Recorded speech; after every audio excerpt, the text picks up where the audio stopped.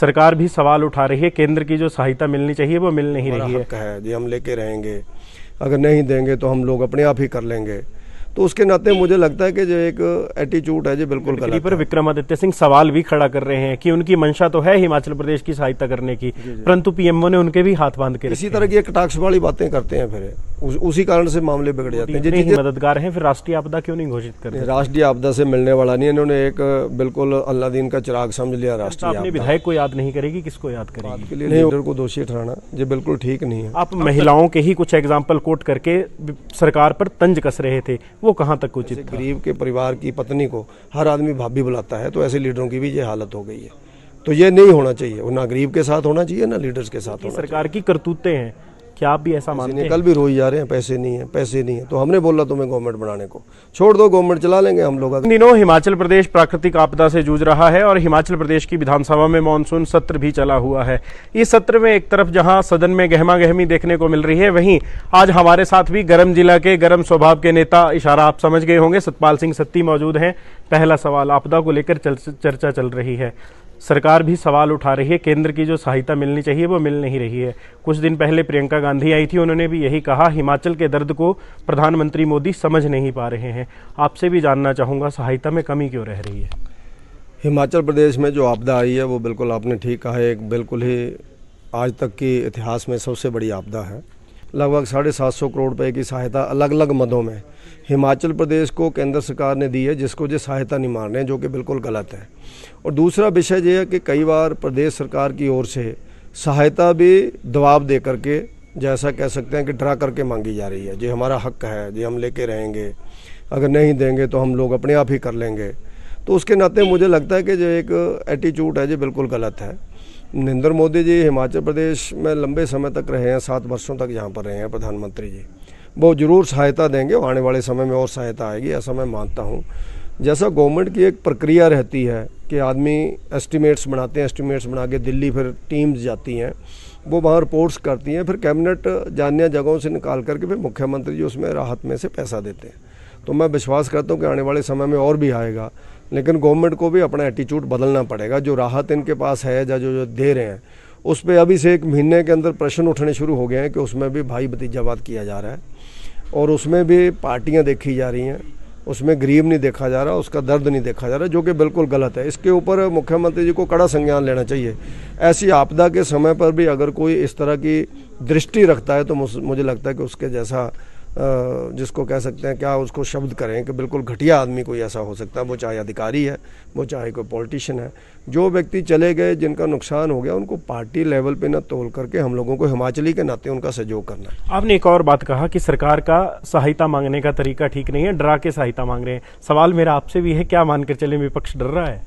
नहीं, डरने उसका नहीं है जी, जब आपदा है इसमें तो हम सब लोगों को इकट्ठे होकर चलना है, डराने का तो कोई मामला ही नहीं है। लेकिन ये कर रहे हैं, ऐसी बातें करते हैं कई बार। जो आपने बयान पढ़े हैं इन लोगों के, समय समय पर चीफ मिनिस्टर साहब और डिप्टी चीफ मिनिस्टर साहब बोलते हैं कि अगर केंद्र हमें कुछ नहीं देगा तो हम खुद देख लेंगे। तो फिर हम ये नहीं बोल सकते, क्योंकि आपदा बहुत बड़ी है, पैसा मिलना चाहिए, लेकिन देख लेंगे तो देखो फिर चला काय को रहे हैं, फिर दिल्ली प्रस्ताव भेज रहे हैं 12-12 करोड़ रुपए के। ऐसा बोलना मुझे लगता है अच्छा नहीं है। ये हमारे प्रदेश को चलाने का मामला है, प्रदेश हम सब का साझा है, तो उसके नाते एक सबमिसिव एटीट्यूड हम लोगों को रखना चाहिए।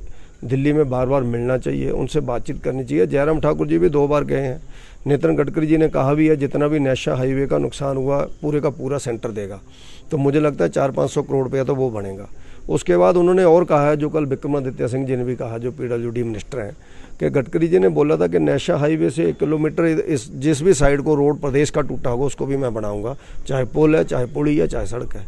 तो अब ये एस्टीमेट भेजेंगे। कल विक्रमादित्य जी ने बोला कि हमने शायद लगभग स्टेट रोडों का भी 280 करोड़ का भेजा, ऐसा उन्हीं नितिन गडकरी पर विक्रमादित्य सिंह सवाल भी खड़ा कर रहे हैं कि उनकी मंशा तो है हिमाचल प्रदेश की सहायता करने की, परंतु पीएमओ ने उनके भी हाथ बांध के रखे हैं। नहीं, ऐसा नहीं है। मोदी जी इंडिपेंडेंट चार्ज दिया हुआ उनको, पार्टी के हमारे नेशनल प्रेसिडेंट रहे हैं, सीनियर लीडर हैं, उनके हाथ बांधने का विषय नहीं है। मोदी जी किसी भी व्यक्ति को काम करने से नहीं रोकते हैं, ऐसा नहीं है।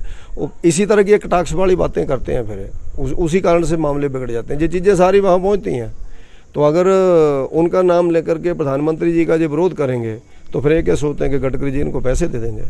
तो मैं वो कहता हूँ कि राजनीति में नहीं उलझना चाहिए। मोदी जी चाहते हैं, गडकरी जी चाहते हैं, कौन नहीं चाहता है ऐसे मुश्किल के समय पर के प्रदेश का सहयोग हो। मुझे नहीं लगता कोई ऐसा व्यक्ति होगा जो नहीं चाहेगा, क्योंकि इसलिए सहायता मिलेगी, पहले भी मिली है, आगे भी मिलेगी। और हिमाचल को भारतीय जनता पार्टी की जब केंद्र में गवर्नमेंट रही, हमेशा पर्याप्त सहायता मिली है। हिमाचल को विशेष राज्य का दर्जा बीजेपी ने दिया, जो कांग्रेस ने छीन लिया था। हिमाचल प्रदेश को इंडस्ट्रियल पैकेज अटल जी ने दिया, जो कांग्रेस ने छीन लिया था। हिमाचल प्रदेश के लिए बड़े बड़े इंस्टीट्यूशंस, एम्स से लेकर के IIM तक, IIT तक अगर दिए हैं तो भारतीय जनता पार्टी ने दिए हैं। 7 मेडिकल कॉलेज आज हिमाचल में चल रहे हैं तो नरेंद्र मोदी की केंद्र गवर्नमेंट ने दिए हैं। तो नरेंद्र मोदी जी की आदत भी है। और कई बार तो मुकेश जी ने बोल दिया, मैंने विधानसभा के अंदर भी बोला, कि बीजेपी के लोग सहायता दिलाने के लिए दिल्ली नहीं जाए, रोकने के लिए जा रहे हैं। यानी क्या आप बोलना क्या चाहते हैं? बिल्कुल, अगर आप हमारे ऊपर एक तरफ कहेंगे कि सहायता करो, केंद्र एक तरफ कहेंगे सहायता करो, दूसरी तरफ आप उनके ऊपर कटाक्ष करते रहेंगे। विरोध और सहायता इकट्ठी नहीं चलती है। सवाल तो एक ये भी उठ रहा है कि अगर प्रधानमंत्री मोदी इतने ही मददगार हैं, फिर राष्ट्रीय आपदा क्यों नहीं घोषित कर देते? नहीं, राष्ट्रीय आपदा से मिलने वाला नहीं। इन्होंने एक बिल्कुल अल्लादीन का चिराग समझ लिया राष्ट्रीय आपदा को। इनको सहयोग मांगना चाहिए। राष्ट्रीय आपदा घोषणा होने से क्या हो जाएगा उसमें? बिल्कुल। और आज तक जैसा बताया भी गया है, एक्ट के अभी ब्यौरा जयराम जी ने दिया कि उसके मामले में राष्ट्रीय आपदा घोषित होने के बाद क्या होगा या किस समय वो हो सकती है, उसका कोई ब्यौरा ही नहीं है एक्ट के बीच में। उसका कोई प्रावधान नहीं है, जब ऐसा कह सकते हैं कि उसकी कोई गाइडलाइन नहीं है। तो जब गाइडलाइन नहीं है तो उसमें क्यों? हमें तो सहायता चाहिए, हमें जैसे मर्जी सहायता मिल जाए, हमें सहायता चाहिए। वो हम भी डिमांड कर रहे हैं, गवर्नमेंट भी कर रही है। और मुझे पूर्ण विश्वास है कि मोदी जी और मोदी जी की गवर्नमेंट देगी, और हिमाचल को फिर से पैरों पर खड़ा होने के लिए जो हमारा नुकसान हुआ है, पूरा केंद्र का सहयोग रहेगा, ऐसा मैं विश्वास के साथ कह सकता हूँ। जब देश, प्रदेश और जनता किन्हीं आपदाओं से जूझती है या किसी और समस्या से जूझती है, जनप्रतिनिधियों को पहले याद किया जाता है। पिछले कल सदन में आप भी गरज गरज कर कह रहे थे, सदन में आप विधायकों का भी समर्थन कर रहे थे कि किसी को भी जरूरत होती है विधायकों के पास आ जाता है।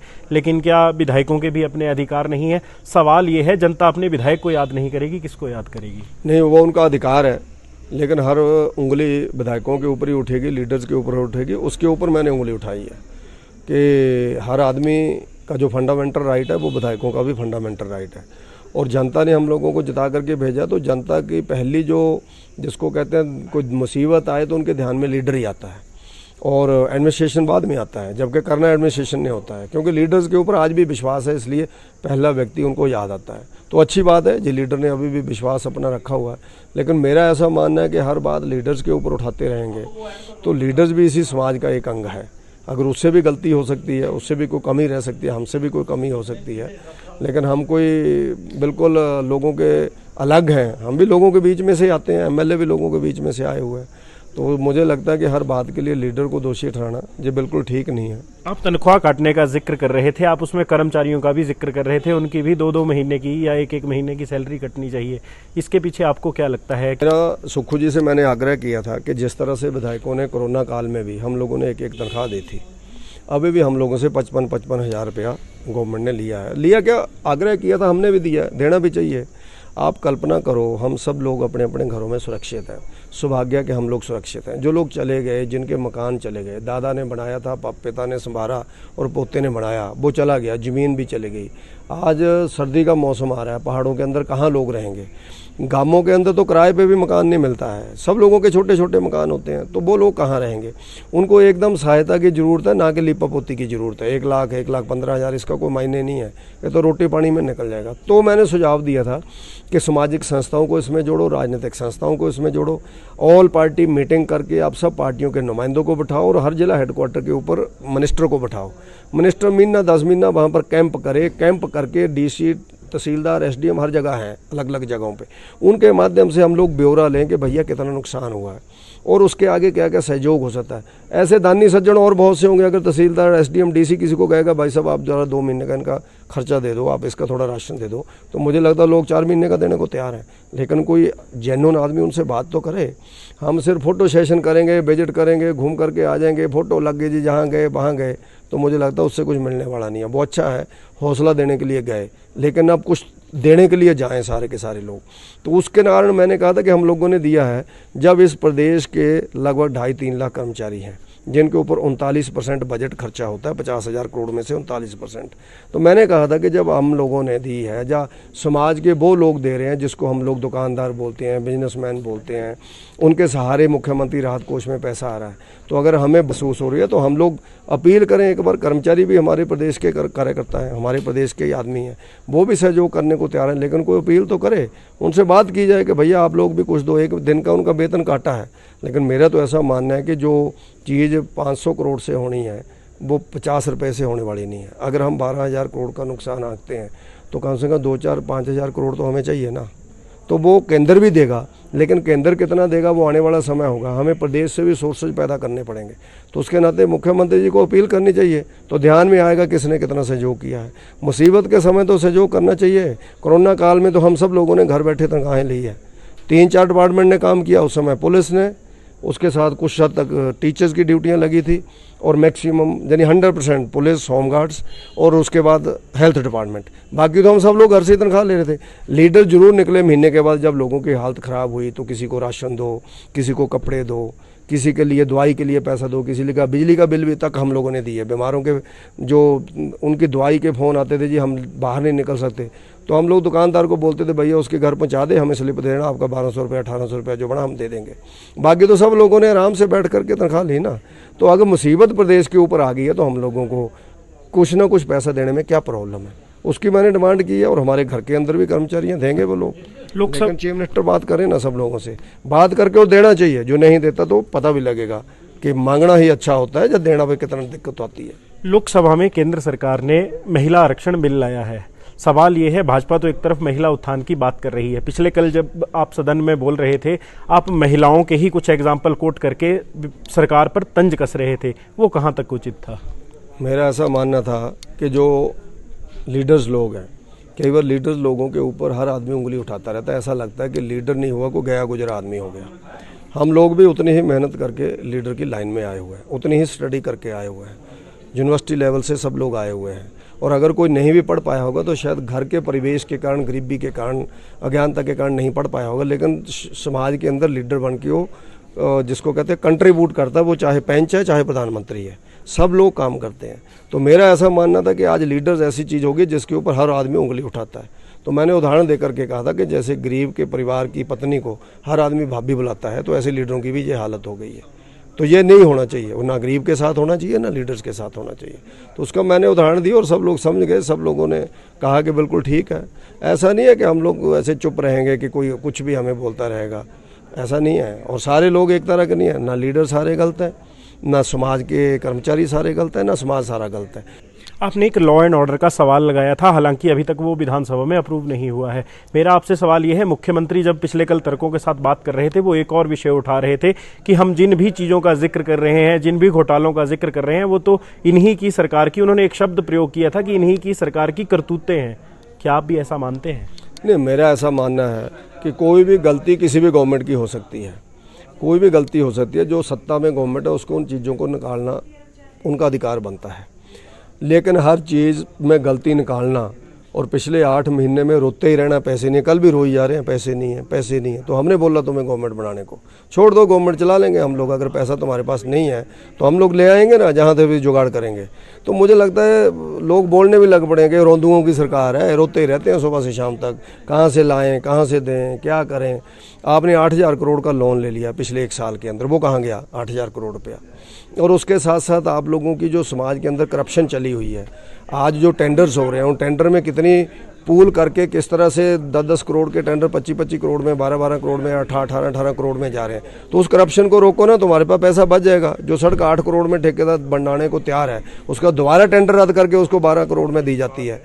तो 1 ही करोड़ के अंदर 4 करोड़ का घपला हो रहा है। तो कितने रोडों के टेंडर हो रहे हैं, कितने बिल्डिंग के टेंडर हो रहे हैं। अगर आप लोग ईमानदारी के साथ कांग्रेस प्रदेश को चलाना चाहती है तो माननीय सुखविंदर सिंह सुक्खू जी को, मुख्यमंत्री जी को कड़े निर्देश देने चाहिए कि भाई इस तरह की घपलेबाजी नहीं होगी।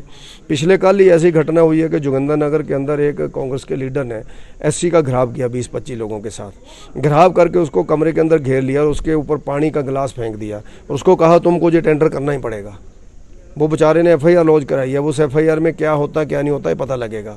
तो एक विधायक के ऊपर तो विनोद के ऊपर जो एक बहस के कारण FIR लॉन्च कर सकते हैं, लेकिन एक XC को 1 घंटा बंधक बना करके रखा और उसके साथ साथ उसके ऊपर पानी फेंका गया, कमरे के अंदर पानी फेंका गया। क्या कार्रवाई हुई है उसके ऊपर? कौन से लॉ एंड ऑर्डर की ये बात करते हैं? हमारे ऊना जिला के अंदर पुलिस के लोगों को बंधक बना दिया। हमारे एरिया में सट्टा चलता है, सट्टा ये सारा बॉर्डर एरिया है, तो वो लोग पकड़ने गए उनको, उन्होंने दुकान का शटर लगा दिया। पुलिस वालों ने अंदर से SP को फ़ोन किया कि हमें जहाँ, तो इन्होंने बंधक बना दिया, बाहर से ताला लगा दिया। SP साहब पुलिस लेकर के गए, उन्होंने जाके उनको छुड़ाया और उनके ऊपर इतनी कच्ची धाराएं लगाई, दोपहर को उनकी जमानतें हो गई। जो पुलिस अपनी रखवाली नहीं कर सकती है, जिसका कप्तान यानी SP इतनी कच्ची धाराएं, अगर DSP SP जो भी थे उनको ऐसी धाराएं लगानी चाहिए, 10 दिन तक उनकी जमानत नहीं होनी चाहिए थे। उनमें महिलाएं भी थी जो उन्होंने बंधक बनाई और हर अखबार का फ्रंट न्यूज थी कि पुलिस के लोगों को बंधक बनाया, 1 घंटे के बाद जाकर के SP ने उनको छुड़ाया। अगर हिमाचल प्रदेश के अंदर पुलिस को बंधक बनाने की खबरें चलनी शुरू हो जाएंगी तो हिमाचल प्रदेश बिहार बनने में ज़्यादा देर नहीं लगेंगी। और अगर पुलिस ही सुरक्षित नहीं है तो मेरे को बताओ आप कौन सुरक्षित है? मुकेश अग्निहोत्री जी को वहाँ पर SIT का गठन करना पड़ गया। एक मर्डर हुआ था, मर्डर कह सकते हैं उसको, 5 लोगों की मौत हो गई थी पिछली बार, लगभग उस समय अक्टूबर महीना था शायद, कोड ओपनर लग गया था जब लगने वाला था, एक एक्सीडेंट हुआ, 5 लड़कों की मौत हो गई। आप कल्पना करो, एक प्लेन रोड के ऊपर गाड़ी टकराती है और 5 लोगों की मौत हो जाती है, यंगस्टर बहुत होते हैं। उसमें से विषय आया कि ये किसी के होटल में शराब पी करके आए, वहाँ कोई पार्टी हुई, फिर रास्ते के अंदर गाड़ी बदली एक व्यक्ति ने, एक लड़का उस गाड़ी के अंदर चढ़ा, जो लोग मरे 5 लोग, दूसरा व्यक्ति बाहर आ गया। लोग कहते हैं वो ही साजिश करता है आदमी, वो आदमी आज शरेआम बाहर घूम रहा है, उसके ऊपर केस ही नहीं बना। अब मुकेश अग्निहोत्री जी ने उसके ऊपर एक SIT का गठन करवाया है, उसमें ईमानदार ऑफिसर्स को लगाया। अब देखते हैं उसमें से क्या निकलता है। अब एक डिप्टी स्पीकर को SIT का गठन करना पड़ जाए और पुलिस के लोग उनके ऊपर कार्रवाई ना करें, और वो माफिया का मुखिया है ऊना के अंदर, जिन्होंने बंधक बनाया उसमें भी वो इन्वॉल्व है, उसी के गांव के अंदर पुलिस के लोग बंधक बने हैं। अगर ऐसी घटनाएं हिमाचल के अंदर होंगी तो मुझे लगता है इसको बिहार बनने में ज़्यादा समय नहीं लगेगा। आपने अपने उत्तर में 3 बार उप मुख्यमंत्री का जिक्र किया, मुकेश अग्निहोत्री का। एक आखिरी सवाल उनसे जुड़ा हुआ ही लूंगा। जब आज वो सदन में रिप्लाई कर रहे थे, आप सब लोग हंगामा कर रहे थे, वो बार बार एक ही बात कर रहे थे कि मैं जो बता रहा हूँ तथ्यों के आधार पर बता रहा हूँ, आप सुन तो लीजिए, फिर हंगामा करने की क्यों जरूरत पड़ी? नहीं, मुझे लगता है तथ्य तोड़ मरोड़ करके वो पेश कर रहे थे। तथ्यों को वो ऐसा उजागर कर रहे थे कि प्रधानमंत्री जी हिमाचल प्रदेश के अंदर आए, भारतीय जनता पार्टी ने उनके कार्यक्रम कराए, चाहे वो इन्वेस्टर मीट के अंदर आए, चाहे वो अमृत महोत्सव कार्यक्रमों के अंदर आए, चाहे वो उन्ना कार्यक्रमों के अंदर आए। उसके ऊपर उनका कहना था कि आप लोगों ने प्रधानमंत्री के ऊपर खर्चा गलत किया। क्या प्रधानमंत्री जी को आने के लिए जो सिक्योरिटी देनी है वो नहीं देनी चाहिए? क्या उनको को खाने की व्यवस्था करनी है वो नहीं करनी चाहिए? हम इनसे पूछते हैं कि तुमने राहुल गांधी जी को बुलाया, उसका 75 लाख रुपये HRTC का पैसा जयराम जी की गवर्नमेंट ने पे किया, राहुल गांधी जी की हिमाचल में रैलियाँ हुई, HRTC की बसें ली। राहुल गांधी जी क्या है? MP थे वो, एक MP के ऊपर तुमने इतना खर्चा किया, ना वो कोई गवर्नमेंट की पोस्ट के ऊपर है। तो प्रधानमंत्री जी के लिए भी हम लोग कुछ नहीं करेंगे, फिर उसी प्रधानमंत्री जी से आप लोग मांग रहे हैं पैसा, जिसको कह रहे हैं कि तुम लोगों को तो रोटी भी नहीं खिलानी चाहिए थी, उसको गाड़ियों की व्यवस्था भी नहीं करनी चाहिए थी, उनके ऊपर सिक्योरिटी भी नहीं, पुलिस भी नहीं लगानी चाहिए थी। तो यानी किस तरह की 2 तरह की बातें करते हैं। तो हम लोगों ने प्रधानमंत्री जी का मान सम्मान किया है। केंद्र में चाहे कोई और गवर्नमेंट होती है, अगर उनके प्रधानमंत्री जी आते तो भी हम लोग सिक्योरिटी करनी ही है। प्रधानमंत्री सबका होता है, उनकी व्यवस्थाएं जो होनी है वो सबकी होनी है। तो ये बिल्कुल टुच्ची बातें करते हैं, छोटी छोटी बातें करते हैं, तो फिर इनको सुनना पड़ेगा। फिर राहुल गांधी जी क्या है? तो वे अभी एक MP हैं, तो उनके लिए तुमने 75 लाख रुपये बसों का क्यों खर्चा? जब वो बोलते हैं तो फिर कहते हैं आप लोग हंगामा करते हैं।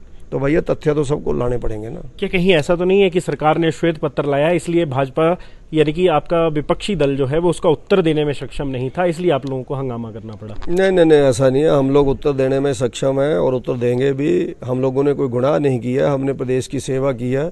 झूठी गारंटियों का प्रचंड लट करके इन्होंने गवर्नमेंट बनाई है। अब गवर्नमेंट इनके गले की हड्डी बन गई हुई है, इसलिए रोज ही जा रहे हैं, पैसे है नहीं, पैसे है नहीं। जैसे जयराम जी को पांड बांध करके ले गए हैं पैसों की, घर को ले गए गठड़ी उठा करके। यही है सब कुछ जो जहाँ पर है, यही है पड़ा हुआ है। ये बोलते थे लोन क्यों लेते हैं, 8,000 करोड़ का लोन 7 महीने में ले लिया है। जयराम ठाकुर जी ने 5 साल के अंदर 21,000 करोड़ का लोन लिया है, इन्होंने तो 8 महीने के अंदर 8,000 का करोड़ लोन ले लिया। इनको जवाब देना मुश्किल हो जाएगा। महिलाएं 1,500 रुपया पेंशन मांग रही हैं, लोग गोबर के ढेर लगा करके बैठे हैं, गोबर खरीदो 2 रुपये किलो। दूध उनका खराब हो रहा, कहते थे 100 रुपये किलो खरीदेंगे। नौजवानों को बोला था तुम्हें 5 लाख नौकरियां देंगे, उससे मुकर गए हैं जो लोग कि हमने 5 लाख नहीं बोला। दीवारों के ऊपर आज लिखा हुआ है जगह जगह, नौजवानों को मिलेगी 5 लाख नौकरियां 5 वर्षों में। आज कह रहे हैं कि हमने नहीं बोला हुआ है। कितने बड़े झूठे और मकार हैं जो दीवार के ऊपर लिखा हुआ आप लोग पढ़ सकते हैं। आज सदन में सरकार के द्वारा श्वेत पत्र लाया गया था, जिसके विषय में भाजपा विधायक सतपाल सिंह सत्ती ने भी साफ और स्पष्ट शब्दों में कहा कि झूठी गारंटियां देकर सत्ता में आए थे, अब सरकार इनकी गले की फांस बन गई है। संवाद भारत में अभी के लिए बस इतना ही। नमस्कार।